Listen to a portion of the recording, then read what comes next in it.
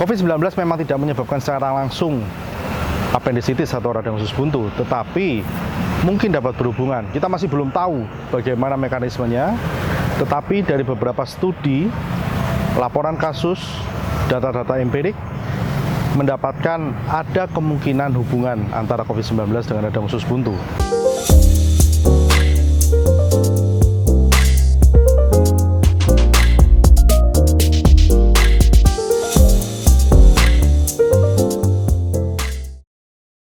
Halo Sobat DRV, kembali dengan saya Dr. Heru Sutanto Kurniawan, spesialis bedah. Saat ini saya akan membahas mengenai usus buntu dan COVID-19 yang kebetulan kemarin ada salah satu artis kelompok BTS yang terkena COVID-19 tapi juga mengalami radang usus buntu atau apendisitis yang kemudian dioperasi. Seperti yang Sobat tahu bahwa usus buntu itu disebabkan oleh suatu infeksi yang terjadi pada appendix atau usus buntu itu sendiri, yang juga bisa disebabkan oleh virus yang lain seperti virus influenza. Dalam hal ini, seperti yang kita tahu bahwa artis BTS ini mengalami COVID-19, kemudian tidak lama kemudian mengalami radang usus buntu dan dioperasi. Pada beberapa penelitian didapatkan bahwa usus buntu mungkin berhubungan dengan COVID-19. Seperti kita ketahui bahwa ketika kita menderita nyeri perut kanan bawah tersebut disertai dengan demam, kita harus curiga, tidak boleh lupa bahwa ada COVID-19 bisa menjadi penyebab dari usus buntu tersebut. COVID-19 memang tidak menyebabkan secara langsung apendisitis atau radang usus buntu, tetapi mungkin dapat berhubungan. Kita masih belum tahu bagaimana mekanismenya, tetapi dari beberapa studi, laporan kasus, data-data empirik mendapatkan ada kemungkinan hubungan antara COVID-19 dengan radang usus buntu. Lalu ada beberapa artikel yang mengatakan tentang makan seblak itu bikin radang usus buntu. Sebenarnya bukan seblaknya. Seblak itu tidak menyebabkan usus buntu, tetapi seblak yang tidak bersih atau tidak higienis itu menyebabkan radang usus buntu atau infeksi, ya, sehingga usus buntu kita radang. Jadi jaga makanan tetap bersih dan sehat, kemudian cukup tidur, banyak minum vitamin, olahraga yang cukup, tetap laksanakan prokes. Gejala-gejala usus buntu apa saja sih? Gejala-gejala usus buntu seperti yang sebelumnya kita ketahui bahwa ada nyeri perut kanan bawah, ada demam, mual, muntah, dan ketika kita berjalan sangat sakit sekali sehingga kadang kita tidak dapat berdiri.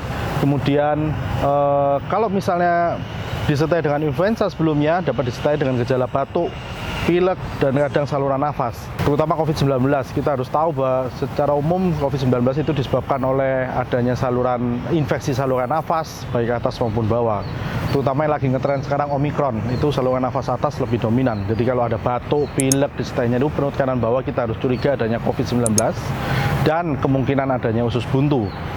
Jadi teman-teman, kalau misalnya ada gejala itu jangan ragu untuk segera ke rumah sakit atau ke dokter. Jangan malah takut ke rumah sakit, karena sangat berbahaya sekali. Terutama apabila usus buntu itu sudah parah dan jebol, ditambah dengan infeksi COVID itu sendiri akan menyebabkan gangguan imunitas sehingga dapat meningkatkan risiko kematian. Sekarang pertanyaan, kok bisa sih COVID-19 itu membuat usus buntu? Jadi gini, ketika orang terkena COVID-19, maka sistem imun kita akan bekerja lebih keras, lebih ekstra. Baik itu di saluran nafas, tapi juga bisa di saluran kelenjar getah bening atau sistem imun di saluran pencernaan. Salah satunya di daerah dekat usus buntu tersebut. Ketika saluran atau kelenjar getah bening itu menyumbat usus buntu atau di pangkal usus buntu, akan dapat menyebabkan sumbatan sehingga menyebabkan radang usus buntu atau apendisitis.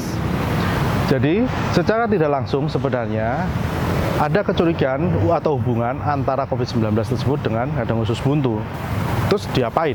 Kebetulan Jimin itu waktu itu setelah didiagnosis dengan usus buntu, beliau langsung dilakukan operasi.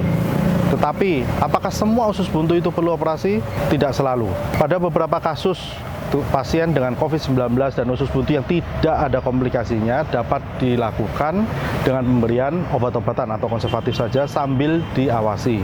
Tetapi resiko untuk perlunya operasi tetap ada. Kenapa? Karena usus buntunya masih ada di situ. Ketika terjadi infeksi atau radang yang tidak teratasi dengan pemberian obat-obatan atau konservatif, maka tetap perlu dilakukan operasi pada beberapa kasus. Tetapi sebagian besar kasus kalau tidak ada komplikasi ya tidak perlu dilakukan operasi, tetapi hanya dengan obat-obatan isolasi mandiri.